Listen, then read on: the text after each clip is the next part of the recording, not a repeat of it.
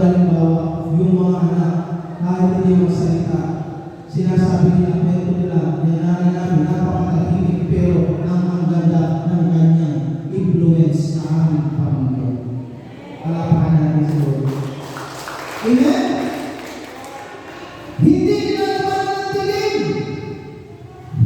Nakakita ba kayo ng pag-away yung mga sa dilim?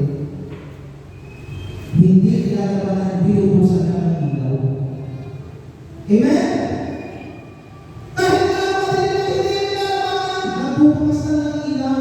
Maya-maya, liliwanag na lang. Kahit na ano kalimutan. Anong ibig sabihin nito?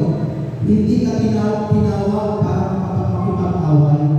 Sabihin mo sa iyo na kami, hindi ka tinawag para makipag-away.